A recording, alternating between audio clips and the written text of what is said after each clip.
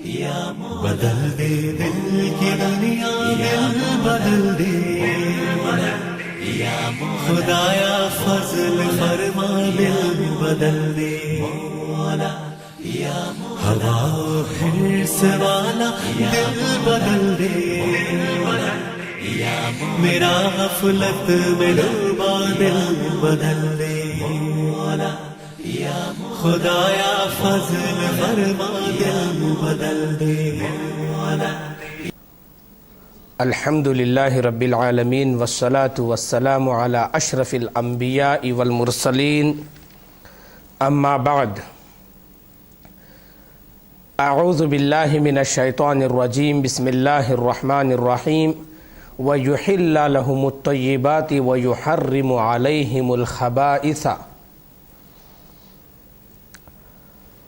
محترم حاضرین، ہر قسم کی تعریف اللہ تعالیٰ کے لیے ہے جو اللہ تعالیٰ کائنات کا خالق ہے اور مالک ہے۔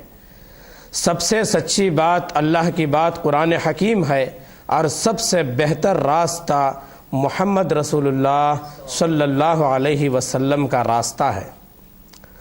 دین میں نئی چیز بدعت ہے، بدعت گمراہی ہے، اور گمراہی کا انجام دوزخ ہے۔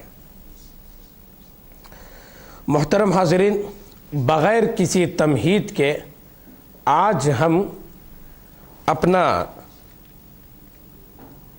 درس شروع کریں گے۔ جیسا کہ آپ لوگوں کو معلوم ہے کہ ہمارا درس ربا اور اس کے نقصانات پر ہے۔ ربا یہ ایک ایسا مرض ہے، ایک ایسی بیماری ہے جیسے کینسر ہے۔ کینسر میں آدمی کا بدن دن بدن کھوکھلا ہوتا رہتا ہے، یہاں تک کہ ایک ایسے درجے کو پہنچ جاتا ہے، اس کے بعد اس کی موت یقینی ہو جاتی ہے۔ سمجھ لیجئے، ربا کا بالکل یہی معاملہ ہے، سود کا یہی مسئلہ ہے۔ اللہ تعالیٰ فرماتا ہے وَيُحِلَّ لَهُمُ الطَّيِّبَاتِ وَيُحَرِّمُ عَلَيْهِمُ الْخَبَائِثَ۔ یہ سورۃ الاعراف کی آیت نمبر 157 ہے۔ اللہ فرماتا ہے اللہ پاک چیزوں کو ان کے لیے حلال کرتا ہے اور خبائث یعنی بری چیزوں کو حرام قرار دیتا ہے۔ دیکھیں، اس دنیا کے اندر اچھی چیزیں بھی ہیں اور بری چیزیں بھی ہیں۔ اچھی چیزوں کو اللہ تعالی حلال قرار دیتا ہے اور بری چیزوں کو اللہ تعالی حرام قرار دیتا ہے۔ پہلے یہ اچھی اور بری چیزیں کیا ہیں، یہ حلال چیزیں کیا ہیں اور یہ حرام چیزیں کیا ہیں، اس کو پہلے چند مثالوں کے ذریعے سے ہم سمجھ لیں گے، اس کے بعد سود اور اس کے مضرات اور اس کے نقصانات کی طرف ہم آئیں گے۔ دیکھیے، مثلا اناج، غلہ جس کو ہم کھاتے ہیں، اس کے اندر چاول ہے، گیہوں ہے، مٹر ہے، دال ہے۔ یہ تمام چیزیں انسانوں کے لیے فائدہ مند ہیں، اس لیے غلہ جات میں، اناج میں ان چیزوں کو اللہ تعالی حلال قرار دیا۔ اور اس کے برعکس وہ چیزیں جو خبائث ہیں، جیسے زہریلی چیزیں ہیں، زہریلی چیزوں کو اللہ حرام قرار دیا، اس لیے کہ یہ زہریلی چیزیں پیٹ کے اندر جائیں گی تو کئی مہلک اور بڑی بڑی بیماریوں کو پیدا کریں گی چیزیں، اور یہاں تک کہ ان چیزوں سے وہ آدمی کی موت بھی واقع ہو سکتی ہے۔ تو اس لیے اللہ نے پاک چیزوں کو حلال قرار دیا اور خبائث کو حرام قرار دیا۔ جانوروں کو لے لیجئے، گائے، بکری، اونٹ، ان تمام چیزوں کو اللہ تعالیٰ نے جانوروں میں حلال کیا، لیکن وہیں پر خنزیر کو اللہ تعالیٰ نے حرام قرار دیا۔ ہاں، یہ پاک چیزیں ہیں اس لیے حلال ہے، یہ خبائث ہیں اس لیے یہ حرام ہے۔ آپ دیکھیں گے کہ بہت ساری قومیں جو خنزیر کھاتی ہیں جیسے انگریز وغیرہ، ان کے اندر وہ خنزیر کی، وہ جانور کی صفات ان کے اندر آ جاتی ہیں. جیسے جانوروں میں سب سے زیادہ بے شرم اور سب سے زیادہ بے حیا جانور خنزیر ہے. جو قوم اس کے گوشت کو کھاتی ہے ان کے اندر بھی یہ بے شرمی اور یہ بے حیائی پائی جاتی ہے. وہ یہ نہیں دیکھتے کہ یہ ہمارے بدن کا کون سا حصہ ہے، کیا اس کو کوئی غیر دیکھ سکتا ہے، اس کی کوئی تمیز ان کے اندر نہیں ہوتی، اس لیے کہ وہ خنزیر کھاتے ہیں. اس لیے اللہ تعالیٰ نے پاک چیزوں کو حلال کرتا ہے اور خبائث کو حرام کرتا ہے. اور اسی طریقے سے اگر کوئی جانور حلال ہی کیوں نہ ہو، جیسے گائے ہے، بکری ہے، یہ جانور اگر کوئی آدمی ذبح کرتا ہے کسی جن کے نام پر، کسی شیطان کے نام پر، کسی پیر کے نام پر، کسی ولی کے نام پر، کسی دیوی کے نام پر، کسی دیوتا کے نام پر، یہ حلال جانور اگر وہاں ذبح کرتا ہے یا یہ کہ کسی استھانے پر، کسی چبوترے پر، جیسا کہ اللہ نے فرمایا وما ذبح علی النصب، جو چبوتروں پہ جانور ذبح ہوتے ہیں وہ بھی حرام ہے، اس کو بھی اللہ تعالیٰ نے حرام قرار دیا. کیوں؟ اس لیے کہ یہ اگرچہ کہ جانور حلال تھا لیکن ان تمام جو چیزیں ابھی گنائی گئیں ان کے نام پر ذبح ہونے کی وجہ سے وہ حرام ہو گیا. اس لیے کہ اس کے کھانے سے نہ صرف ان کے بدن کو نقصان ہے بلکہ مسلمانوں کے عقیدہ توحید پر کاری ضرب اس کی وجہ سے لگتی ہے. اس واسطے اللہ تعالیٰ نے ان جانوروں کو بھی حرام قرار دیا، اس لیے کہ وہ خبائث میں چلے گئے. مشروبات، ڈرنکس، دودھ حلال کیا اس لیے کہ وہ طیبات میں سے ہے، پیاس بھی بجھاتا ہے، بھوک بھی مٹاتا ہے. شہد مشروبات میں سے ہے، اس کے اندر شفا ہے، یہ طیبات ہے، اللہ نے اس کو حلال کیا. اور اس کے برعکس شراب، اس کو اللہ تعالیٰ نے حرام قرار دیا. کیوں؟ اس لیے کہ وہ خبائث ہے، اگرچہ کہ وہ بھی پینے کی چیز ہے لیکن وہ چیز خبائث میں سے ہے. اور آپ صلی اللہ علیہ وسلم نے اس کو ام الخبائث کہا، برائیوں کی ماں اس کو کہا.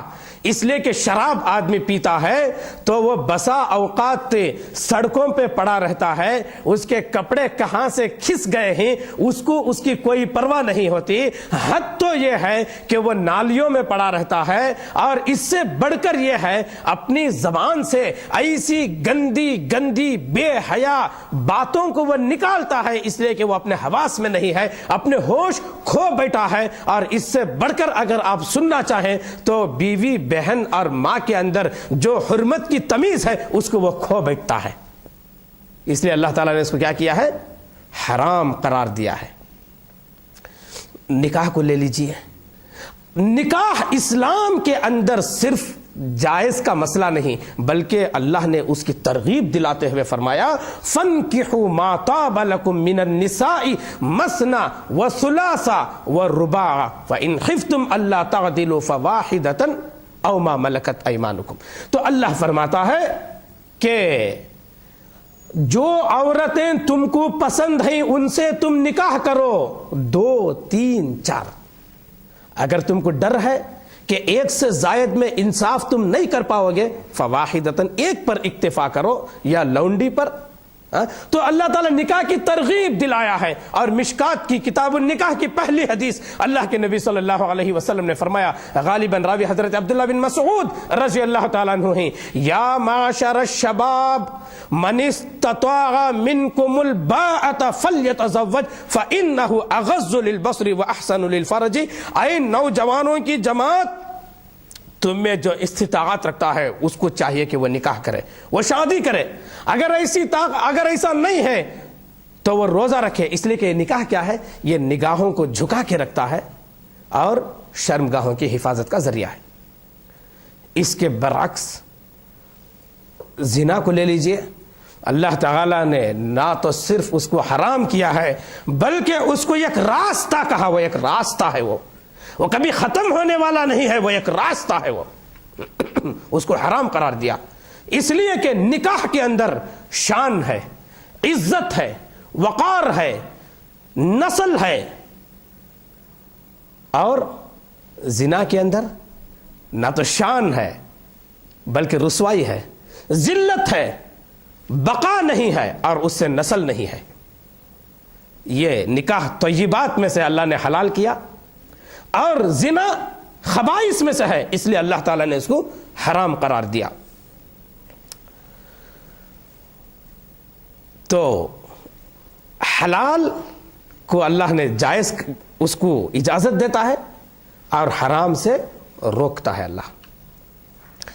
آئیے سود کی طرف ہم آتے ہوئے سب سے پہلے معاشرے کے جائزے کی طرف آتے ہیں۔ جس معاشرے میں سودی نظام ہوتا ہے وہاں خود غرضی پائی جاتی ہے۔ ہمارا اسلام خود غرضی نہیں سکھاتا، ہمدردی سکھاتا ہے، رواداری سکھاتا ہے۔ من یسر علی معسر یسر اللہ فی الدنیا والآخرہ، جو کسی مسلمان کی تکلیف کو آسان کرتا ہے تو اللہ دنیا اور آخرت میں اس کی تکلیفوں کو آسان کرتا ہے۔ یہ ہمارا اسلام سکھاتا ہے۔ اب آگے آئیے کہ جس معاشرے میں سودی نظام ہوتا ہے وہاں خود غرضی پائی جاتی ہے۔ سودی ادارہ ہو یا کوئی بینک ہو، انتظار میں بیٹھا رہتا ہے کہ ہے کوئی پریشان، ہے کوئی مجبور، ہے کوئی غریب، ہے کوئی تنگ دست، ہے کوئی لاچار جو ہمارے پاس آئے، اس لیے انتظار نہیں کرتا کہ میں اس کی مدد کروں گا، بلکہ اس لیے وہ ادارہ یا وہ بینک ان کا انتظار کرتی ہے کہ وہ ہمارے پاس آئیں اور ہم ان کو قرض دیں اور معسود اس قرض کو ہم وصول کریں۔ اس قسم کے لوگ جب ان کے پاس آتے ہیں اور ان کو وہ قرض دیتے ہیں، دینے کے بعد جب وہ قرض کی مدت اور میعاد اور اس کا ٹائم قریب آتا ہے یا وہ ڈیٹ پہنچ جاتی ہے، وہ ڈیٹ آ جاتی ہے، تو وہ یہ نہیں دیکھتے کہ یہ بیچارہ جو پیسہ لے جا کر جو کاروبار کیا اس کے اندر اس کو نقصان ہو گیا، یہ پریشان ہے، یہ راتوں کی نیند اس پر حرام ہو گئی ہے، دن کا سکون اس کا غارت ہو گیا ہے، اس کی بیوی پریشان ہے، اس کے بچے پریشان ہیں، گھر والے بھوکے ہیں، اس کی کوئی اس کو پرواہ نہیں ہوتی، اس کو پرواہ صرف اس بات کی ہوتی ہے کہ میرے پاس آدمی قرض لے کے گیا ہے، وہ نہ یہ کہ صرف میرا قرض واپس کرے بلکہ سود کے ساتھ مجھے وہ قرض واپس کرے۔ یہ سودی جو معاشرے کے اندر سودی نظام ہوتا ہے وہاں پر یہ چیز پائی جاتی ہے۔ ایک نقصان ہے نہیں ہے، یہ معاشرے کے لیے ایک ناسور ہے، ایک لعنت ہے یہ معاشرے کے لیے۔ اور دیکھیے جہاں یہ نظام نہیں ہوتا وہاں ہمدردی کا جذبہ ہوتا ہے، رواداری کا جذبہ ہوتا ہے، مجبور کو لوگ قرض حسنہ دیتے ہیں، اور یہاں تک کہ بعض اللہ والے ایسے بھی ہوتے ہیں صاحب مال، اصحاب المال، ان کو صرف نہ کہ قرضہ دیتے ہیں بلکہ قرض کے بوجھ سے بھی ان کو بچاتے ہوئے اپنے مال کی زکوٰۃ چھپا کے ان کو دے دیتے ہیں، جاؤ اس میں تم اپنا کاروبار کرو۔ یہ نظام کہاں ہے؟ جہاں پہ سودی نظام نہیں ہے وہاں یہ نظام ہے۔ اب آئیے جہاں سودی نظام ہوتا ہے وہاں چاہتے ہوئے بھی کوئی کسی مجبور کو قرض نہیں دیتا الا ماشاء اللہ۔ اب تعجب ہوگا آپ کو، یہ کیا معاملہ ہے؟ آپ اگر کسی کو قرضہ دینا بھی چاہیں، کسی غریب، کسی نادار، کسی مفلس کو، تو سودی نظام میں رہتے ہوئے چاہتے ہوئے بھی بہت کم لوگ ایسے ہی جو دے دیتے ہیں، ورنہ بہت سارے لوگ نہیں دیتے۔ کیوں؟ اس کی وجہ ہے، اس کی وجہ یہ ہے کہ یہ لوگ پہلے بینکوں کا منہ دیکھے رہتے ہیں، سودی نظام کا مطالعہ کیے رہتے ہیں، اور حالات کو دیکھ کے رہتے ہیں کہ سودی نظام بینک ہو یا کوئی ادارہ ہو، جب ان کو پیسہ قرض دیتا ہے، قرض دیتا ہے تو مختلف قانونی شکنجوں میں ان کو جکڑ لیتا ہے۔ پیپر اور اگریمنٹ ایسے بناتا ہے، اس کے اندر ایسے ٹرمز اینڈ کنڈیشنز ہوتے ہیں کہ اس کے نیچے وہ دستخط کیا رہتا ہے، اگر وہ پیسہ اس کی میعاد میں وہ واپس نہیں لوٹا رہا ہے، یا تو وہ اپنا گھر بیچے گا، یا تو اپنی جائیداد بیچے گا، یا تو اپنا دکان فروخت کرے گا، یا تو اپنا جو کچھ سرمایہ ہے اس کو نیلام کرے گا، لیکن لا کر جو ہے ان کے حوالے، ان کی جیب میں ڈال دے گا۔ جو قرض دیا تھی بینک یا ادارہ ان کو واپس کر دے گا۔ ایسے ماحول، اس لیے کہ کوئی چارہ نہیں ہے، یہ تمام قوانین کے نیچے وہ پہلے ہی دستخط کیا ہوتا ہے، اب بچنے کا کوئی راستہ نہیں ہے، تمام قانونی شکنجوں میں پہلے ہی وہ بینک یا ادارہ اس کو گرفتار کر کے رکھتا ہے۔ ایسے ماحول میں کوئی اللہ والا ان کو قرض حسنہ دیتا ہے تو وہ یہ سوچتا ہے وہ غریب اور نادار واپس لوٹانے کے وقت میں جب پیسہ نہیں رہتا، ارے یہاں پر تو کوئی قانونی کاغذ ہمارے سے نہیں لکھا لیا گیا تھا، اگر میں یہ نہیں ادا کروں تو ان کے پاس کوئی لکھا نہیں ہے، چاہا تو میں اس کو ہڑپ کر سکتا ہوں۔ تو ایسا ماحول پیدا ہو جاتا ہے، تو ہم کوئی کسی کو چاہتے ہوئے بھی اس غریب کی غربت کو دیکھتے ہوئے، اس مفلس کی مفلسی کو دیکھتے ہوئے، اور اس لاچار کی لاچاری کو دیکھتے ہوئے اور دینا چاہتے ہوئے بھی سابقہ اسباق کی وجہ سے ہم اس کو قرض نہیں دے سکتے۔ بات سمجھ میں آ گئی ہوگی؟ یہ سودی نظام کی نحوست ہے، یہ کہ ہم چاہتے ہوئے کسی کو قرض حسنہ نہیں دے سکتے۔ جہاں سودی نظام ہوتا ہے وہاں معاشرہ دو طبقوں میں بٹ جاتا ہے، دو طبقوں میں ڈیوائیڈ ہو جاتا ہے، دو گروپس میں۔ ایک طبقہ آرام سے بیٹھ کے دن بدن مالدار ہو رہا ہے، اور ایک طبقہ دن رات محنت کر کے خون پسینہ ایک کر کے اپنی غربت باقی رکھے ہوا ہے۔ اس لیے کہ جو آدمی سود پہ پیسہ دیے ہیں وہ لوگ آرام سے اپنی گدیوں پہ بیٹھ کے سود وصول کرتے ہیں اور دن بدن مالدار آرام سے اور راحت سے بیٹھ کے ہوتے جا رہے ہیں، اور دوسری طرف وہ غریب آدمی کما کے محنت کر کے مزدوری کر کے رات دن ایک کر کے خون پسینہ ٹپکا کے اپنی ضروریات پوری کرنے کے بجائے ان کی جیبوں میں لا کے بھرتا ہے۔ تو ایک آرام پسند طبقہ اور ایک محنتی طبقہ، دو طبقوں میں یہ بٹ جاتی ہے۔ نتیجہ یہ ہوتا ہے کہ کبھی کبھی تو اس کا دماغی ہیجان جوش میں آ جاتا ہے، دماغ کا ہیجان بڑھ جاتا ہے، اور بات جو ہے لڑائی پہ آتی ہے، گالی گلوچ پہ آتی ہے، اس لیے کہ وہ قابو سے باہر ہو جاتا ہے، قابو سے باہر ہو جاتا ہے۔ اور کبھی کبھی تو ہاتھا پائی پہ معاملہ آتا ہے، اور نتیجہ بالآخر کبھی کبھی جو ہے خون ریزی تک جا پہنچ جاتا ہے، خون ریزی تک، اس کا مرڈر کر دیتا ہے، اس کا قتل کر دیتا ہے، اس لیے کہ میں کما کے اس کو پال رہا ہوں، وہ آرام سے بیٹھ کے مالدار ہو رہا ہے، میری غربت ختم ہونے کو نہیں ہو رہی ہے۔ قتل و غارت گری کا سبب سودی معاشرہ ہے۔ تو کچھ باتیں ہوئی، آخری ایک بات بتا کر ہم کتاب و سنت کی طرف آئیں گے، کتاب و سنت کی طرف آئیں گے۔ آج جو مہنگائی ہے اس کا سبب سودی نظام ہے۔ آپ کو تعجب ہوگا، مثال کے طور پر 1 kg چاول جو کبھی 20 روپے میں ملتا تھا آج 50 روپے 60 روپے کو پہنچ گیا ہے۔ کوتھمیر جو کبھی 2 روپے کو ملتی تھی آج 10 روپے کو بھی اتنی نہیں مل رہی ہے۔ اس کے اندر سودی نظام کا دخل ہے۔ آپ سوچتے ہوں گے کہ کیسے ہے، میں سمجھاتا ہوں۔ ایک آدمی 10 لاکھ روپے کسی بزنس میں انویسٹ کرنا چاہتا ہے تو وہ سب سے پہلے یہ سوچتا ہے یہ 10 لاکھ روپے میں لے جا کر بینک میں رکھوں گا تو مجھے کتنا نفع ماہانہ ملے گا، وہ پہلے دیکھتا ہے۔ اس کے بعد وہ یہ دیکھتا ہے کہ اگر یہ پیسہ میں تجارت میں ڈالوں تو تجارت میں ڈالنے کے بعد میری محنت ہے، اور رسک ہے، اور دوڑ دھوپ ہے، اور نقصان بھی وہ تجارت ہو سکتی ہے، تو اتنا بڑا رسک جو میں برداشت کر رہا ہوں تو وہ برداشت کرنے کی وجہ سے مجھے جو بینک میں آرام سے بیٹھ کر جو مجھے نفع مل رہا ہے اس سے زیادہ یہ تجارت میں ملنا چاہیے۔ تو وہ پہلے کیا کرتا ہے کہ پہلے وہ نفع رکھ لیتا ہے، اس کے بعد اس کی قیمت کو رکھتا ہے۔ چیز مہنگی ہو گئی۔ یا یہ کہ دوسرے ناحیے سے ہم ایسے سمجھ سکتے ہیں کہ ایک آدمی سود پہ پیسے بینک سے لے کر کاروبار شروع کر رہا ہے، تو شروع کرتے وقت میں وہ چیز جو پروڈکٹ بیچ رہا ہے وہ چیز کو پہلے کیا کرتا ہے کہ بینک کا قرض اور مارا سود اس کے اوپر پہلے چڑھاتا ہے، اس کے بعد اپنے نفع کو چڑھاتا ہے۔ تو چیز مہنگی ہو گئی نہیں ہو گئی؟ سودی نظام ہونے کی وجہ سے یہ مہنگائی ہے، یہ کمر توڑ مہنگائی ہے۔ یہ اصل میں اللہ کا ایک عذاب ہے، مہنگائی اللہ کا ایک عذاب ہے۔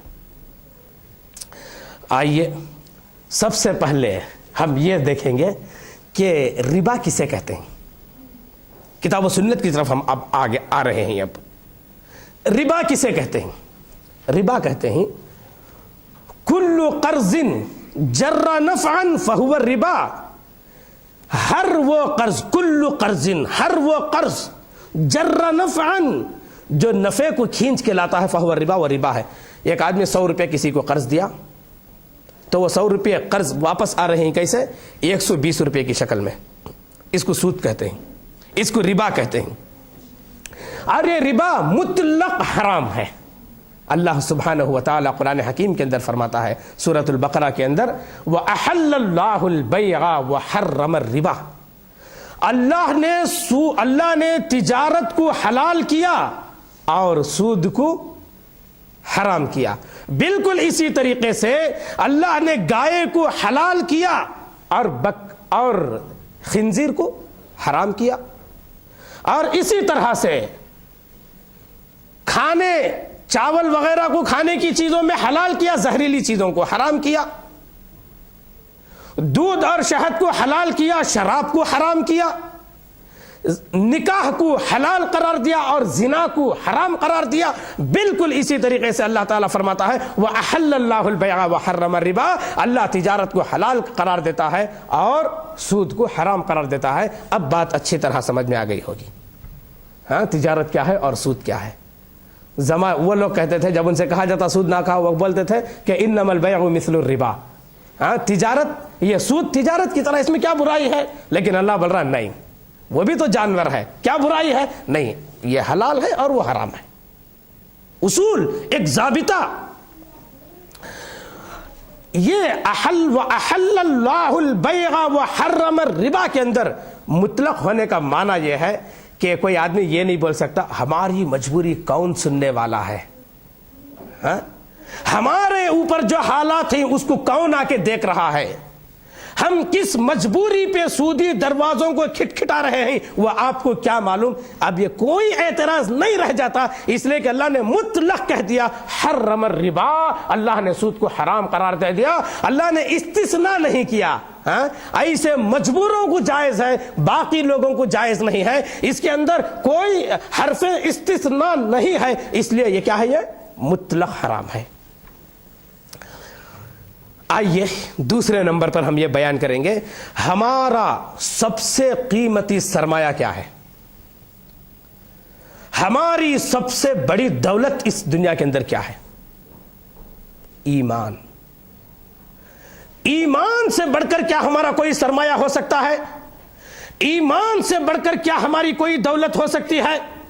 ہم مومنوں کا یہ عقیدہ ہے ہماری جان چلی جائے لیکن ہمارے ایمان پہ حرف نہ آئے، یہ ایک مومنانہ شیوا ہے۔ یہ اللہ تعالیٰ قرآن حکیم کے اندر فرماتا ہے یا ایھا الذین آمنوا اتقوا اللہ وذروا ما بقی من الربا ان کنتم مؤمنین۔ اللہ اکبر۔ اللہ فرماتا ہے کہ اے ایمان والو اللہ سے ڈرو، وذروا ما بقی من الربا، اور جو سود باقی ہے اب اس کو لوگوں پہ چھوڑ دو، معاف کر دو، اس سود کو، جو سود باقی ہے اس کو چھوڑ دو، توبہ کر لو، ایسے جرم سے باز آ جاؤ، ایسے جرم سے۔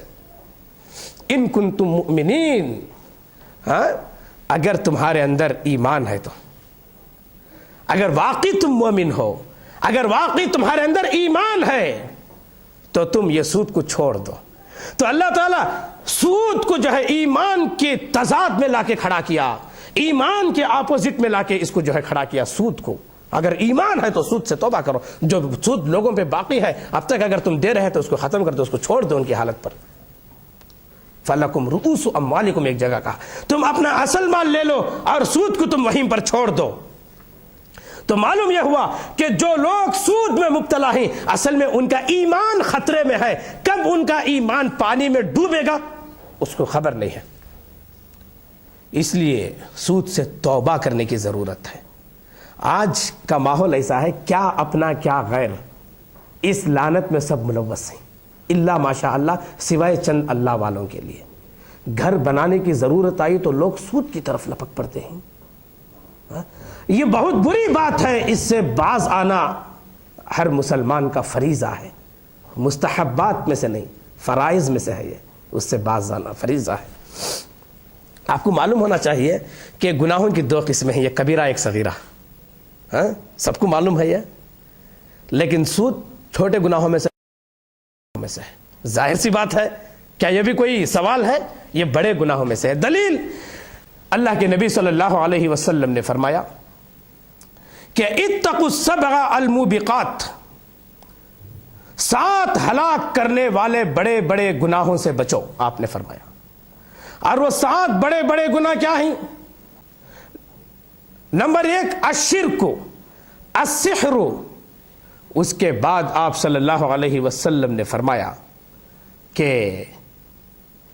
پہلے تو اللہ کے ساتھ شرک کرنا ہے، اس کے بعد سحر ہے، اس کے بعد وَقَتْلُ النَّفْسِ الَّتِي حَرَّمَ اللَّهُ إِلَّا بِالْحَقِّ. تیسرے نمبر پر فرمایا کہ کسی انسان کو، کسی جان کو قتل کرنا جس کو اللہ تعالیٰ نے اس نفس کا قتل کرنا حرام قرار دیا ہے. نمبر 4 وَأَكْلُ الرِّبَا، سود کھانا. نمبر 5 وَأَكْلُ مَالِ الْيَتِيمِ، یتیم کے مال کو کھانا. اور نمبر 6 وَالتَّوَلِّي يَوْمَ الزَّحْفِ، کہ جنگ کے دن جنگ سے پیٹ پھیر کے بھاگ کے آ جانا. اور 7ویں نمبر پر آپ نے فرمایا وَقَذْفِ الْمُحْصَنَاتِ الْغَافِلَاتِ الْمُؤْمِنَاتِ، پاک دامن عورتوں پہ بہتان لگانا، ان کے اوپر الزام لگانا. یہ بخاری کتاب الوصایا کے اندر یہ روایت ہے، بخاری کتاب الوصایا کے اندر ہے، اس لیے کہ اس کے اندر یتیم کے مالوں کو نہ کھانے کی وصیت کے طور پر آپ صلی اللہ علیہ وسلم نے جو بیان کیا، اس اعتبار سے جو ہے اس کو بخاری کتاب الوصایا کے اندر لایا گیا ہے. یہ 7 گناہ ایسے ہیں جو بڑے بڑے گناہ ہیں، لیکن یہ بڑے بڑے گناہ صرف 7 نہیں بلکہ ایسے کئی بڑے گناہ ہیں. کبائر کے نام سے کئی کتابیں لکھی جا چکی ہیں، آپ دیکھ سکتے ہیں کہ اور بھی بے شمار ہیں بڑے گناہ، لیکن یہاں پر 7 گناہوں کا ذکر کیا گیا ہے. کیا کیا؟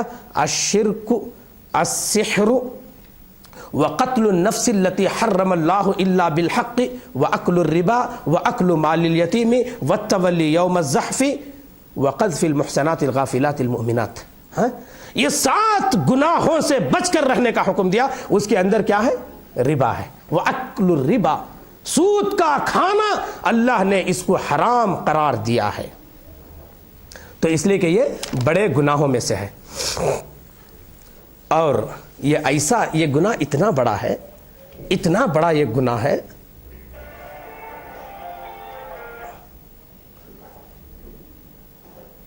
اس قدر یہ کبیرہ گناہ ہے کہ اس گناہ میں جو ملوث ہوتا ہے اس کے ساتھ اللہ اور اس کے رسول نے جنگ کا اعلان کیا ہے، جنگ کا اعلان کیا ہے.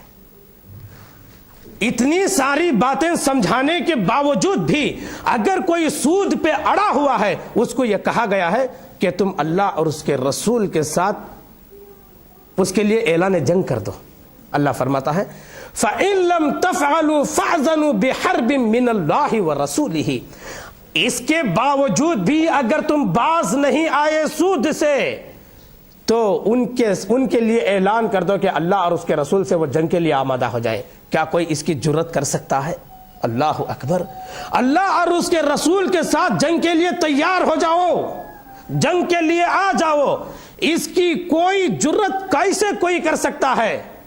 اور کوئی اللہ اور اس کے رسول کے ساتھ جنگ کر کے کیا کامیاب ہو سکتا ہے؟ نعوذ باللہ. لیکن یہ اعلان جنگ جو ہے اس کی قباحت کو بتا رہا ہے کہ یہ کتنا برا معاملہ ہے. یہ اعلان جنگ کے اندر کیا اسلوب اختیار کیا گیا ہے معلوم؟ جیسے ایک آدمی کو ہم لاکھ سمجھا رہے ہیں، بھائی صبر کرو، چھوڑو، جانے دو، اس کو معاف کر دو، حریف کو، جاؤ تم، ہم سمجھا لیں گے، اللہ تم کو اجر دے گا. لیکن اس کے باوجود بھی وہ اس پہ حملہ کرنے کے لیے چھلانگیں لگا رہا ہے. تو بالآخر تنگ آ کے لوگ کیا بولتے ہیں؟ آ جاؤ، اور کتنے لوگ ہیں تم آ جاؤ، ہم لڑنے کے لیے تیار ہیں. یہ اسلوب اللہ تعالیٰ اختیار کر رہا ہے کہ اللہ اور اس کے رسول سے اس کے لیے اعلان جنگ ہے. یہ کتنا بڑا معاملہ ہے. ایک بڑا عجیب و غریب واقعہ جو تفسیر قرطبی کے اندر حضرت بکیر رضی اللہ تعالیٰ عنہ سے مروی ہے، وہ واقعہ ذرا سنیے، کتنا عجیب واقعہ ہے. وہ تفسیر قرطبی کے اندر بحوالے بکیر یہ واقعہ موجود ہے کہ امام مالک رحمہ اللہ، کون ہے امام مالک؟ حدیث کی پہلی کتاب کو ترتیب انہوں نے دیا موطا امام مالک کے نام سے. امام مالک رحمۃ اللہ علیہ کے زمانے میں ایسے ہوا کہ ایک آدمی نے دیکھا ایک آدمی کو کہ شراب پیے ہوئے ہے، شراب پی کے نشے میں ہے، اور وہ شراب کے نشے میں کیا کر رہا ہے؟ आउल फाउल बकते हुए चांद को पकड़ने जा रहा है, चांद को पकड़ने जा रहा है और छलांगे लगा रहा, उड़ने की कोशिश कर रहा है कि आउल फाउल बकते हुए शराब के नशे में मैं चांद को पकड़ लूंगा। ये आदमी देख रहे थे उसकी इस कबीह हरकत को कि कैसा मामला है ये कि चांद को पकड़ना सिर्फ नामुमकिन नहीं बल्कि महाल है, लेकिन ये शराब के नशे में इसको कुछ अकल नहीं, चांद को पकड़ने जा रहा है। इसके बाद उन्होंने कहा, उस आदमी ने कहा, इम्राअती तालिकुन इन काना यदखुलु जौफा इब्न आदम अशर्रु मिनल खम्र। यह कहा उन्होंने। इसका मतलब यह है कि बनु आदम के यानी इंसान के पेट में शराब से बुरी कोई चीज दाखिल होने वाली है तो मेरी बीवी पर तलाक। यानी मुझे इतना यकीन है, इतना कॉन्फिडेंस है कि शराब से ज्यादा बुरी इस दुनिया में कोई चीज है ही नहीं, अगर है तो मेरी बीवी मुझ पे तलाक, जाओ। इमाम मालिक रहिमहुल्लाह के पास आए, मुहद्दिस और कुरान और हदीस का इल्म रखने वाले, उनके पास आए, आकर कहा कि मेरे साथ ऐसे ऐसे मामला हुआ है, मेरी बीवी का क्या हुआ, मेरी बीवी पे तलाक हुई कि नहीं हुई। कहा इर्जी हत्ता अंजुरा फी मसअलतिक, जाओ मैं तुम्हारे मसले पे गौर व फिक्र करूंगा, उसके बाद मैं तुमको बताऊंगा, उसके बाद मैं तुमको बताऊंगा। अच्छी बात है। वो गए, दूसरे दिन आए, क्या हुआ, मेरी बीवी का क्या हुआ, तलाक हो गई नहीं हुई। उन्होंने कहा इर्जी हत्ता अंजुरा फी मसअलतिक, जाओ मैं जो है तुम्हारे मसले पे अभी गौर व फिक्र कर रहा हूं, किताब व सुन्नत छान रहा हूं, उसके बाद मैं आपको बताऊंगा। तीसरे दिन वो आए, आने के बाद इमाम मालिक रहमतुल्लाह अलैह ने कहा इम्राअतु का तालिकुन, तुम्हारी बीवी पर तलाक वाक़ हो गई।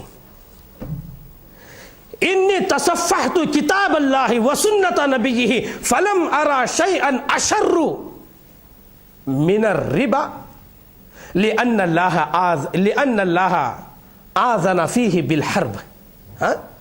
कि मैंने किताब की कुरान हकीम को छान डाला, मैंने अल्लाह के नबी सल्लल्लाहु अलैहि वसल्लम की अहादीस के ज़ख़ीरे को खंगाल डाला, लेकिन मैंने शराब से भी बढ़कर सूद को पाया है। हाँ, इंसान के पेट में जाने वाली चीज शराब से ज्यादा कहीं बुरी मैंने सूद को पाया है। लिअन्न अल्लाह आज़ना फ़ीही बिल हर्बी, इसलिए कि सूद के मामले में अल्लाह ने ऐलान जंग किया है और वो ऐलान जंग जो है शराब के मामले में नहीं किया है, इसलिए शराब से बढ़कर कबीह चीज सूद हुआ। इसलिए जो है कि सूद यानी शराब से बढ़कर एक बुरी चीज है जो बनु आदम के पेट में जाने वाली है, इसलिए तुम्हारी बीवी पे तलाक वाक़ हो गई। हाँ, हम शराब को शराबी कहते हुए कितनी नफरत करते, अरे वो पीवट, वो शराबी, उसके मुंह से बू। लेकिन उससे कबीह लोग वो हैं जो सूद में मुलव्वस हैं, जो सूद लेते हैं और सूद देते हैं और उसमें ताउन करते हैं। इन तमाम पर लानत है अल्लाह के नबी सल्लल्लाहु अलैहि वसल्लम की। और आपको मालूम होना चाहिए कि जहन्नम के अंदर तबकात हैं। क्या है जहन्नम के अंदर? तबकात हैं। ये आग मुनाफिकीन के लिए, ये आग खियानत करने वालों के लिए, ये आग बेनमाजियों के लिए, ये आग फला मुजरिमों के लिए आग अलग अलग तैयार की गई है। उसके अंदर एक ऐसी आग है जो सिर्फ काफिरों के लिए तैयार की गई है, और उस आग में अल्लाह ताला जो है सूदखोरों को डालेगा, सूदखोरों को डालेगा। अल्लाह ताला कुरान हकीम के अंदर फरमाता है, या अय्युहल्लज़ीना आमनू ला ताकुलुर रिबा अज़आफ़न मुज़ाअफ़तन वत्तक़ुल्लाह लअल्लकुम तुफ़्लिहून वत्तक़ुन नार अल्लती उइद्दत लिल काफ़िरीन। यह सूरह आले इमरान की आयत नंबर 130 और 131 है। अल्लाह ताला फरमाता है, ऐ ईमान वालो, ला ताकुलुर रिबा अज़आफ़न मुज़ाअफ़तन, के सूद तुम ना खाओ, अज़आफ़न मुज़ाअफ़तन के कई गुना, कई मल्टीप्लाई से। जैसे 100 रुपया है, 100 रुपये को मल्टीप्लाई करो 3 से 300 रुपया हो गया, फिर उसको जो है ज़रब दो और से और बढ़ गया। ऐसे तुम सूद को ना खाओ, अल्लाह से डरो, इसी के अंदर तुम्हारी कामयाबी है। वत्तकुन नार अल्लती उइद्दत लिल काफिरीन, और उस आग से डरो जो आग तैयार की गई है काफिरों के लिए, काफिरों के लिए। इसके अंदर 2 बातें बड़ी अहम हैं। पहली बात यह है, अल्लाह फरमा रहा है, ऐ ईमान वालो, कि तुम सूद जो है कई गुना बढ़ा चढ़ा के ना खाओ। इसका मतलब सिंगल खाना जायज़ ये नहीं है। असल बात यह है कि अरब के अंदर जो सूद की किस्म जो ज़्यादा चलने वाली थी, ज़्यादा चल रही थी, वो जो है अज़आफ़ मुज़ाफ़ा, यानी कई गुना बढ़ाकर देना। जैसे मिसाल के तौर पर 1 महीने के बाद उसको जो है 5 दिरहम वापस करना था, लेकिन जो है वो नहीं वापस किया है, तो आइंदा जो है वो 5 के साथ और 2 बढ़ाना है उस 5 के साथ, तो जो है आइंदा महीने के 5 और फिर जो ये महीना जो नहीं अदा किया उसके 2 12 हो गए। फिर अगर वो महीना भी नहीं किया तो और बढ़ जाएगा, और 2-4 बढ़ जाएगा, फिर उस 15 के साथ और 2-4 बढ़ के वो 20 हो जाएगा। ये अज़आफ़ मुज़ाफ़ा, ये सूद बढ़ा चढ़ा के लेते थे। अल्लाह ने उस किस्म का बयान यहां पर किया है, या अय्युहल्लज़ीना आमनू ला ताकुलुर रिबा अज़आफ़ मुज़ाफ़तन वत्तकुल्लाह लअल्लकुम तुफ़्लिहून। ऐ ईमान वालों, सूद को बढ़ा चढ़ा कर कई गुना उसको बनाकर तुम ना खाओ।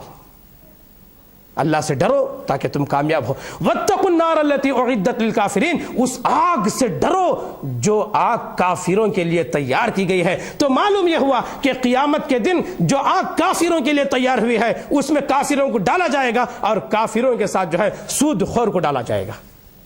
अब मालूम यह हुआ कि क़ियामत के दिन सूदखोरों का अंजाम काफिरों के साथ होगा।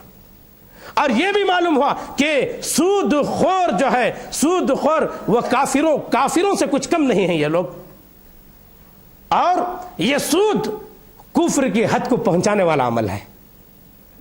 देखिए, सूद और कुफ्र को अल्लाह ने जोड़ के बताया, सूद और कुफ्र को अल्लाह ने जोड़ के बताया। अल्लाह अकबर। एक और रिवायत सुन लेंगे।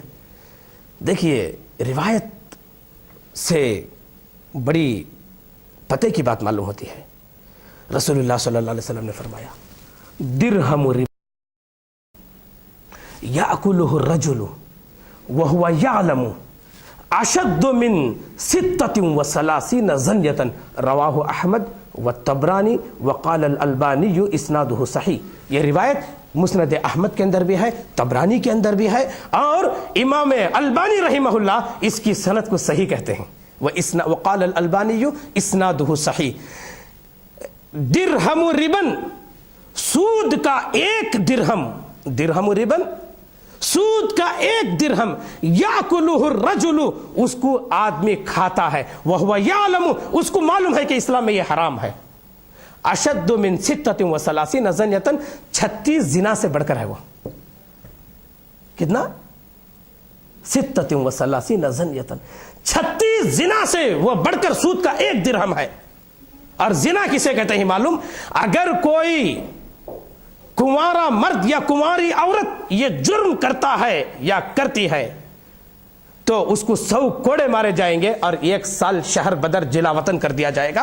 अगर शादीशुदा मर्द और शादीशुदा औरत से ये गुनाह सरजद होता है तो उसको दरमियान में खड़े करेंगे, अतराफ लोग खड़े होकर बड़े बड़े पत्थर उस पर बरसाएंगे, यहां तक कि वो मर ना जाता तब तक नहीं छोड़ेंगे। यहां तक वो मर ना जाती तब तक उसको नहीं छोड़ेंगे। ये 1 जिना है, लेकिन सूद का 1 दिरहम खाना ऐसे 36 जिना से बढ़कर है, ऐसे 36 जिना से बढ़कर है।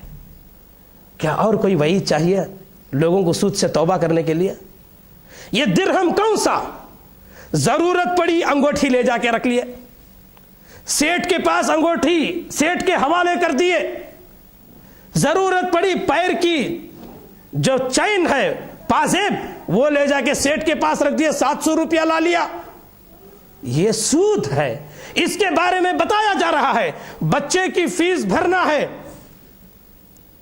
सूद पे पैसा ले लिए, लेकर उसकी फीस भर दिए। हाँ, ये बहाने हमारी मजबूरी, हम जाने, आप लोगों को सिर्फ बोलना मालूम। ये बहाना इस्लाम में नहीं है, ये बहाना अल्लाह के पास नहीं है। हाँ, सहाबा इकराम बगैर सूद के जिंदगी गुजारे, कितने सहाबा भूखे मरे?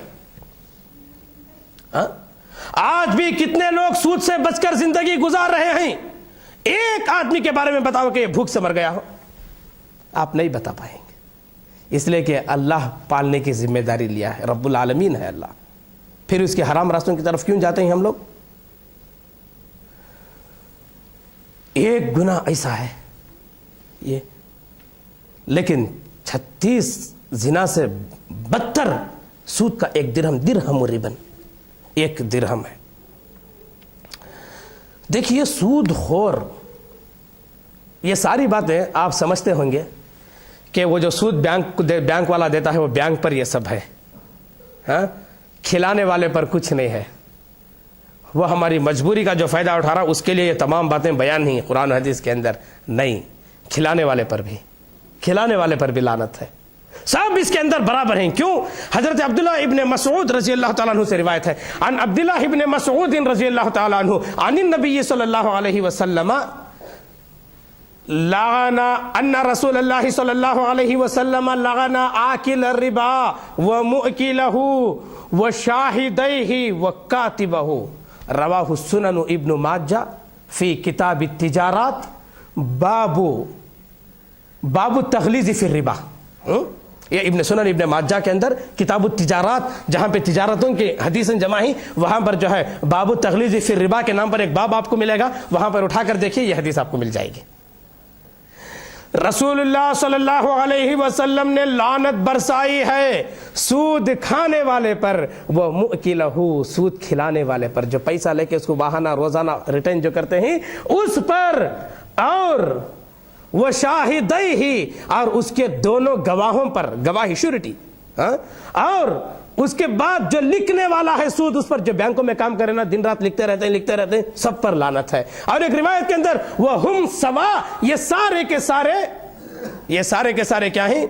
सब गुनाह में बराबर हैं, गुनाह में सब बराबर हैं। अब देखिए सूद खाने वाला वो चलो फायदा उठा रहा है, सूद देने वाला, सूद खिलाने वाला, चलो वो भी एक मजबूरी में कुछ फायदा ले रहा है, सूद लिखने वाला चलो वो माहाना तनख्वाह ले रहा है, लेकिन गवाह बन के जो जा रहा है उसको भी अल्लाह ताला नहीं बख्शा है।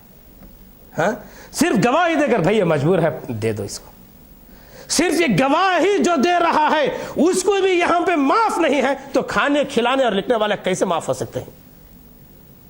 हाँ? सब इस गुनाह में बराबर हैं, सब इस गुनाह में यकसा हैं। इसकी कबाहत का अंदाज़ा आप इससे भी लगा सकते हैं। अल्लाह अकबर, ये रिवायत को सुनेंगे तो रोंगटे खड़े हो जाएंगे। रिवायत इस तरह है, अन अब्दुल्लाहि अन नबी सल्लल्लाहु अलैहि वसल्लम क़ाल अर्रिबा सलासतुन व सबऊन बाबन अखरजहु सुनन इब्न माजा व रवाहुल हाकिम फिल मुस्तदरक व ज़ादा वअयसरुहा अन यनकिह अर्रजुलु उम्महु, रवाहुल हाकिम वक़ाल व इस्नादुहु सहीह्युन अला शर्ति शैखैन। हाँ, ये रिवायत के दो टुकड़े हैं असल में। एक टुकड़ा सुनन इब्न माजा के अंदर है सही सनद के साथ, और इब्न और हाकिम के अंदर भी है, लेकिन हाकिम ने एक लफ्ज़ को ज़्यादा किया है जो आगे है, और वो लफ्ज़ को ज़्यादा करते हुए खुद इमाम हाकिम रहिमहुल्लाह फरमाते हैं कि ये जो लफ्ज़ आगे ज़्यादा है, ये लफ्ज़ जो है सही मुस्लिम, इमाम मुस्लिम और इमाम बुखारी रहिमहुल्लाह, इन दोनों की शर्तों पर ये आखिरी ये जुमला है जो बिल्कुल सही है, इसलिए कि उनकी शर्तों पर जो जुमला है वो सही ही होगा। वक़ाला इस्नादुहु सहीह्युन अला शर्ति शैखैन का ये मतलब होता है। अब आइए रिवायत के मतन की तरफ आइए कि रसूलुल्लाह सल्लल्लाहु अलैहि वसल्लम ने फरमाया, अर्रिबा सलासतुन व सबऊन बाबन, सूद के 73 दर्जे हैं, सूद के 73 यानी 73 इतने दर्जे सूद के हैं। ये इब्न माजा का टुकड़ा है इतना हदीस का, जो इस्नादुहु सही, उसकी सनद सही है, और जो हाकिम मुस्तदरक में जो लफ्ज को ज्यादा किया है वो ये है, वअयसरुहा, उन 73 दर्जों में सबसे ज्यादा हल्का दर्जा, सबसे ज्यादा छोटा दर्जा सूद का क्या है? मिसला अयन की हर्रजुलु उम्महु, इतना है कि कोई आदमी अपनी मां से निकाह कर ले, ये सबसे छोटा दर्जा है। सबसे छोटा दर्जा आदमी अपनी मां से निकाह कर ले, या है कि अपनी मां से सोहबत कर ले, ये सूद का सबसे छोटा दर्जा है। तो उसके बाद का दर्जा कितना होगा? उसके बाद का, उसके बाद का, उसके बाद का, यहां तक के 73 नंबर पर जो है उन दर्जों का क्या होगा, जबकि सबसे ज्यादा छोटे, हल्के और आसान दर्जे का मामला यह बताया गया है। आप अंदाजा लगा सकते हैं इसका? اندازہ لگا سکتے ہیں کہ دوسرا درجہ کیا ہو سکتا ہے, تیسرا درجہ کیا ہو سکتا ہے, چوتھا درجہ کیا, جبکہ آخری درجے کا یہ عالم ہے کہ ان ينكح الرجل امه, کہ آپ نے اپنی ماں سے شادی کرے. یہ روایت کو کبھی ضعیف نہیں سمجھنا, کمزور روایت نہیں سمجھنا. وقال الحاکم هذا حدیث صحیح واسناده على شرط الشیخین. یہ سند پوری بتانے کا مطلب کیا ہے کہ ذہنوں میں بیٹھ جائے کہ یہ صحیح روایت ہے. اللہ اکبر. اللہ کے نبی صلی اللہ علیہ وسلم نے فرمایا اذا ظہر الزنا والربا فی قریۃ فقد احلوا بانفسهم عذاب اللہ. اخرجہ الحاکم فی المستدرک. یہ حاکم کی روایت ہے کہ رسول اللہ صلی اللہ علیہ وسلم نے فرمایا اذا ظہر الزنا والربا فی قریۃ, کسی بستی میں سود اور زنا یہ دو چیزیں عام ہو جائیں, وہ بستی والے اپنے اوپر اللہ کے عذاب کو حلال کر لیا, یعنی اللہ کا عذاب اس بستی پہ اب واجب ہو گیا. ذرا اندازہ لگائیے بہت کم بستیاں ایسی ہوں گی جو ان گناہوں سے پاک ہوں گی, ورنہ دیکھیے ہمارے بنگلور ہی کو دیکھیے, کیا یہ دو چیزیں نہیں؟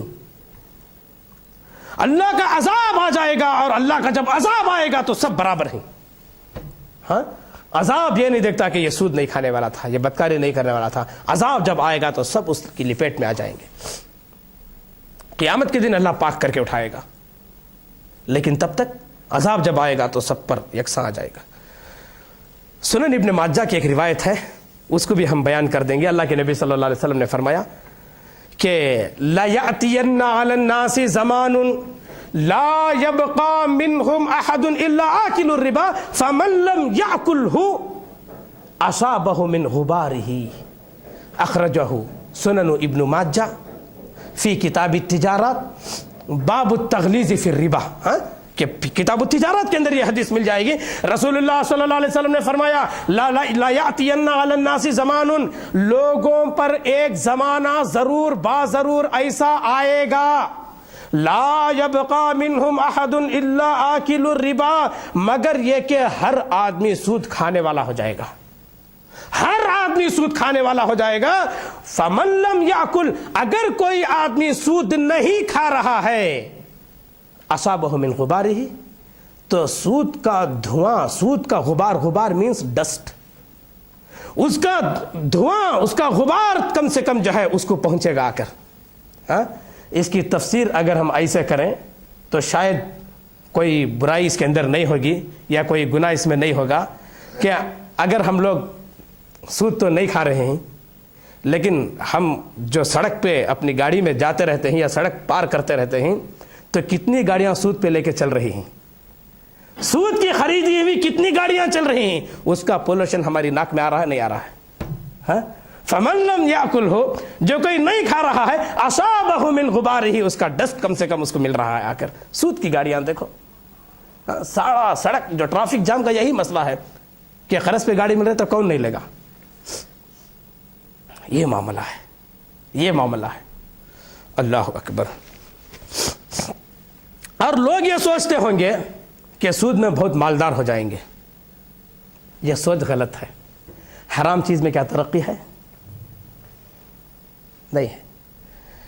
سنن ابن ماجہ کی روایت ہے, عن ابن مسعود رضی اللہ تعالیٰ عنہ قال ما احد,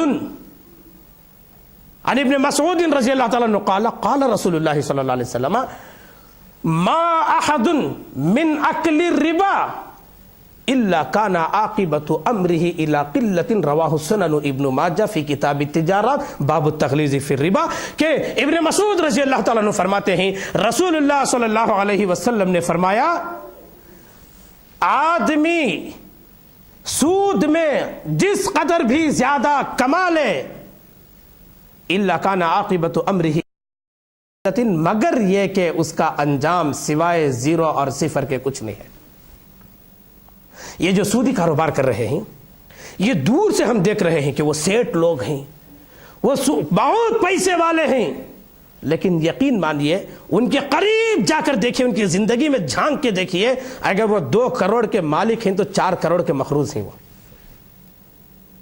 قرضدار ہیں وہ, پریشان ہیں وہ, بہت پریشان ہیں, لیکن شان و شوکت کے لیے بس سونے کی چین لگا کے بیٹھے ہیں, ہاں, لیکن اندر سے بہت کھوکھلے ہیں وہ, اس لیے کہ حرام میں ترقی نہیں ہے, حرام میں ترقی نہیں ہے. ایک آدمی ایک لاری سے کما رہا ہے, مثال دے رہا ہوں میں, کما رہا ہے, اور وہ کمائی کو دیکھ کے یہ سوچتا ہے کہ ماشاءاللہ بڑی اچھی کمائی ہو رہی ہے, اگر سود پہ ایک اور لاری لے لیں گے تو کمائی دگنی ہو جائے گی, پیسہ ادا کر کے بھی بچیں گا. نتیجہ یہ نکلتا ہے جو اس کی حلال لاری تھی وہ بھی اس میں نکل جائے گی.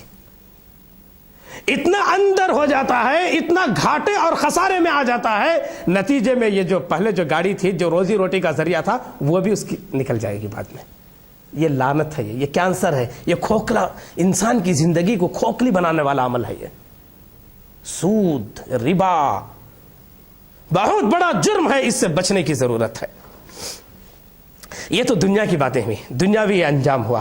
اب آئیے اخروی انجام اس کا کیا ہے. اس کا ایک آخرت کا بھی انجام. یہ دنیا کی سزائیں ہیں جو ہم نے اب تک بیان کیا, آخرت میں سزائیں. پہلی سزا قیامت کے دن جب یہ قبروں سے اٹھیں گے تو ایسے اٹھیں گے جیسے شیطان ان کے اوپر سوار ہو گیا ہے, شیطان نے ان کو چھو کر قبطی بنا دیا ہے ان کو, ایسے یہ اٹھیں گے اپنی قبروں سے. اللہ فرماتا ہے الذین یأکلون الربا لا یقومون الا کما یقوم الذی یتخبطہ الشیطان من المس ذلک بانہم قالوا انما البیع مثل الربا واحل اللہ البیع وحرم الربا. کہ اللہ تعالیٰ فرماتا ہے جو لوگ سود کھاتے ہیں وہ قیامت کے دن ایسے اٹھیں گے جیسے شیطان نے ان کو چھو کر قبطی بنا دیا ہے. آپ دیکھے ہوں گے یا نہیں دیکھے ہیں نہیں معلوم, جس آدمی پہ شیطان سوار ہو جاتا ہے وہ کھڑنے کی طاقت نہیں رکھتا, کھڑا ہے تو گر جائے گا, اس کو بٹھاؤ اٹھا کے لیٹ جائے گا, اس کو بیٹھنے کی سکت اس کے اندر نہیں ہوتی, اگر وہ چیئر پر بھی بیٹھا ہو تو دھڑال سے نیچے گر جائے گا وہ. ہاں, یہ شیطان جس کو چھو لیتا ہے یہ اس کی علامت ہے. ایسے قیامت کے دن اس کو اٹھایا جائے گا, اس لیے کہ دنیا میں بھی شیطان اس کو چھو کے رکھا تھا. ہاں, سودی, یہ شیطان اس کو بنایا تھا, سودی نظام میں شیطان اس کو داخل کیا تھا. تو قیامت کے دن بھی جو ہے شیطان اس کو چھوے گا اور جو ہے وہ ایسے ہی کھڑے ہونے کی کوشش کرے گا, گویا شیطان اس کو چھوا ہے. کیوں؟ انما البیع مثل الربا, اس لیے کہ دنیا میں ان سے کہا جاتا ہے اس سے بچو, تو یہ بولتے تھے ارے یہ تو تجارت جیسا ہے, انما البیع مثل الربا, کہ یہ سود جو ہے تجارت ہی کی طرح ہے. یہاں اللہ نے الٹ کے بیان کیا ہے اس کی اہمیت کو بتانے کے لیے, انما البیع مثل الربا, کہ اصل ترجمہ یہ ہے اس کا کہ تجارت و سود جیسی ہی ہے. اصل میں معنی یہ ہے کہ سود تجارت جیسا ہی ہے, یہ بولتے تھے, جبکہ جو ہے یہ دونوں الگ الگ چیزیں ہیں. وَأَحَلَّ اللَّهُ الْبَيْعَ وَحَرَّمَ الرِّبَا, جبکہ اصل بات یہ ہے اللہ نے تجارت کو حلال کیا ہے اور سود کو حرام کیا ہے. یہ پہلی سزا ہے ان کی. دوسری سزا قیامت کے دن ان کی یہ ہے, ایک نہر ہے, خون کی نہر ہے, کوئی دودھ اور شہد کی نہیں, صاف و شفاف پانی کی نہیں, خون کی نہر. خون کی نہر کی بدبو کا کیا کہنا. درمیان میں اس سود خور کو ایسے کھڑا کیا جائے گا, نہر کے کنارے پر, یہ کنارہ ہے نہر کا, یہاں پر ایک فرشتہ ہوگا, اور یہ آدمی نہر کے کنارے سے آنے کی کوشش کرے گا تو یہاں یہ پتھر لے کے اس کے منہ کو مارے گا. منہ کو جب مارے گا تو پھر یہ اپنی اصلی جگہ پہ جا کے کھڑ جائے گا. اسے یہ جب بھی آنے کی کوشش کرے گا یہ پتھر لے کر مارے گا.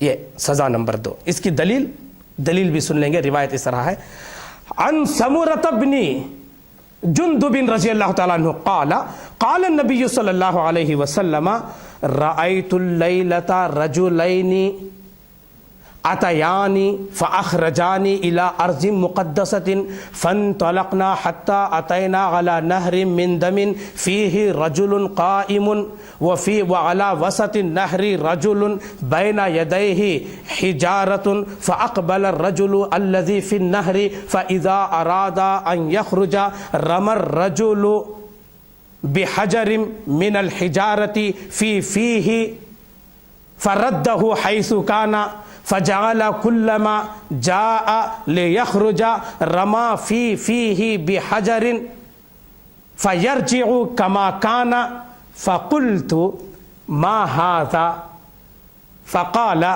अल्लज़ी रअयतहु फ़िन्नहरि आकिलु रिबा अख़रजहुल बुखारी फ़ी किताबिल बुयू, जहाँ पर तिजारतों का जिक्र है बुखारी के अंदर, और बाब ये बांधा गया है बाबु अक्ल रिबा व कातिबिही व शाहिदिही। एक तवील रिवायत थी, मैंने इसलिए इस रिवायत पूरी रिवायत को सुना दिया ताकि रिवायत को सुनने के बाद जो तर्जुमा सुना जाता है उसके अंदर जो है एक अजीब चाशनी होती है कि जो आदमी बोल रहा है ये बिल्कुल कुरान हदीस की बात बोल रहा है, एक चाशनी पैदा होती है। समूरा बिन जुंदुब रज़ी अल्लाह ताला अन्हु फरमाते हैं अल्लाह के नबी सल्लल्लाहु अलैहि वसल्लम ने फरमाया मैंने ख्वाब में दो आदमियों को देखा। वो दो आदमी कौन थे? एक जिब्राइल अलैहिस्सलाम और एक मीकाईल अलैहिस्सलाम। ये वजाहत यहाँ नहीं है, दूसरी हदीसों में है कि दो आदमी आए और मुझे अर्ज़ मुक़द्दसा की तरफ, मुक़द्दस सरजमीन की तरफ मुझे ले गए। हम तीनों फन तलकना, हम तीनों चलते रहे यहाँ तक कि हम जो है एक खून की नहर के पास पहुंचे। पहुंचने के बाद मैंने देखा कि नहर में एक आदमी है और उसके किनारे नहर के दरमियान में एक आदमी है। नहर के दरमियान में एक आदमी, किनारे एक आदमी है, और नहर के किनारे जो आदमी है उसके सामने बैना यदैहि हिजारतुन, बेशुमार पत्थर पड़े हुए हैं। ये जो दरमियान में आदमी है ये जब भी वहां से यहां आने की कोशिश करता है ये उठा के पत्थर उसके सर, उसके मुंह पे मारता है और ये जाकर जो है अपनी असली जगह पे पहुंच जाता है।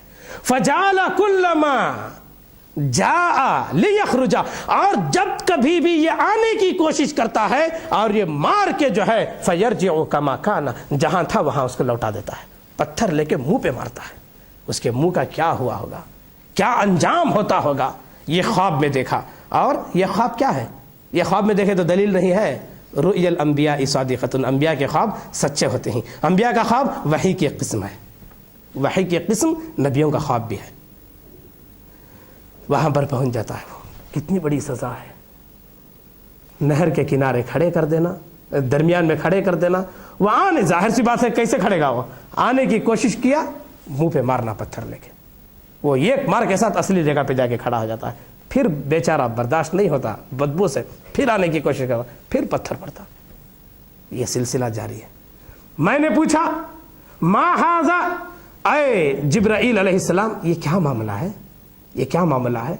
फ़क़ाला, उन्होंने कहा अल्लज़ी रअयतहु फ़ी नहरि आकिलु रिबा, जिस आदमी को तुमने नहर में देखा वो सूद खाने वाला था, सूद खाने वाला था। एक और रिवायत बोलकर हम अपनी बात को भी ख़त्म कर देंगे। तीसरा अंजाम भी है। तीसरा अंजाम यह है, अन अबी हुरैरह रज़ियल्लाहु तआला अन्हु क़ाला क़ाला रसूलुल्लाह सल्लल्लाहु अलैहि वसल्लम अतैतु लैलता उसरिया बी अला कौमिन बुयूत बुतूनुहुम कल बुयूति फ़ीहल हय्यातु तुरा मिन खारिजी बुतूनिहिम फ़क़ुल्तु मन हाउलाई क़ाल हाउलाई अकलतु रिबा फ़क़ुल्तु मन हाउलाई या जिब्राइलु फ़क़ाल हाउलाई अकलतु रिबा अख़रजहु सुननु इब्नु माजा फ़ी किताबि तिजारत बाबु तग़लीज़ फ़ी रिबा। तीसरी सज़ा यह है कि रसूलुल्लाह सल्लल्लाहु अलैहि वसल्लम ने फरमाया रअयतु लैलता उसरिया बी, अतैतु लैलता उसरिया बी, मैं जब मेराज पे गया तो ऐसी कौम मेरे सामने आई, बुतूनुहुम कल बुयूत, उनके पेट घरों की तरह हैं, उनके पेट घरों की तरह हैं। अब देखिए हम सबके घर हैं, बड़े घर भी हैं, छोटे घर भी हैं, बड़े से बड़ा घर भी है। ये रिवायत जब बयान की गई, बड़े से बड़े घर उस वक्त भी थे, बड़े से बड़ा घर, फी इतने बड़े बड़े उनके पेट होंगे, फी हल हयात, उनके पेट में बड़े बड़े सांप होंगे। सांप एक ऐसा लफ्ज है जो सुनते ही दहशत पैदा होती है, खौफ तारी होता है, लेकिन जो है एक छोटी सी बिल में इतना बड़ा सांप होता है जिसको देखकर अवसान खता हो जाते हैं। लेकिन हमारे सूद खाने वालों के पेट घरों जैसे होंगे और उसके अंदर हयात सांप होंगे। यह हयतुन का प्लूरल है, कई सांप होंगे। ہاں تو ایک بل میں ایک سانپ آرام سے مار سکتا ہے، تو بڑے بڑے گھروں میں یہ بھی ایک بڑا مکان ہے، ہاں اس کے اندر کتنے سانپ آ جاتے ہیں، لیکن ان کے پیٹوں میں سانپ ہوں گے، اور سانپ کی شکل کیا ہوگی؟ ترا من خارج بطونہم، وہ سانپ جو ہے ان کے پیٹوں کے باہر سے لوگوں کو آرام سے نظر آئیں گے، اکورییم میں جیسے مچھلیاں نظر آتی ہیں، ایسے ان کے پیٹ کے سانپ باہر سے نظر آئیں گے، لوگوں کو دیکھتے ہی پتا چل جائے گا کہ دنیا میں سود کھانے والے تھے۔ تو رسول اللہ صلی اللہ علیہ وسلم فرماتے ہیں، میں نے پوچھا من ہؤلاء یا جبرائیل، اے جبرائیل علیہ السلام یہ کون لوگ ہیں؟ تو جبرائیل علیہ السلام نے فرمایا الذی رأیتہ فی النہر آکل الربا، کہ جس آدمی کو تم خون کی نہر میں دیکھے وہ سود کھانے والا تھا، یہ نہر میں جو درمیان میں کھڑا تھا وہ سود کھانے والا تھا۔ تو دوستو، ماؤں بہنوں، بزرگوں، یہ ایک لعنت ہے، یہ ایک لعنت ہے۔ جانتے انجانے، دانستہ نادانستہ، مجبوری میں یا جو بھی معاملے میں اب تک اگر اس کے اندر کوئی ملوث تھا تو توبہ کرنے کی ضرورت ہے، اس کے بعد باز آنے کی ضرورت ہے۔ یہ تحیہ کر لیں، یہ قسم کھا کے یہاں سے اٹھیں کہ مرتے دم تک یہ لعنت کے قریب بھی نہیں جائیں گے، اور ہمارے خاندان، رشتہ دار، کنبے، قبیلے میں جو لوگ اس میں ملوث ہیں ہم ان کو تاکید کریں گے، اللہ اور اس کے رسول کا ڈر دلائیں گے، اللہ اور اس کے رسول صلی اللہ علیہ وسلم کی تعلیمات سنائیں گے، اور سنا کر اس سے دور رکھیں گے، اجر ملے گا۔ اسے توبہ کی ضرورت ہے۔ اب تک جو لوگ اس کے قریب نہیں گئے ہیں وہ قابل مبارکباد ہیں، جو ملوث ہیں ان کو توبہ کی ضرورت ہے۔ اللہ سے دعا ہے کہ اللہ تعالیٰ یہ لعنت سے ہماری حفاظت فرمائے، تمام مسلمانوں کو اس سے حفاظت فرمائے، تمام عالم کو اس سے محفوظ رکھے، اور سودی نظام کو اللہ تعالیٰ ہمارے معاشرے سے ختم فرمائے، یہ لعنت اللہ تعالیٰ ختم فرمائے، اور جو ہے لوگوں کو اس سے بچ کر رہنے کی عطا فرمائے۔ وآخر دعوانا ان الحمد للہ رب العالمین۔ السلام علیکم۔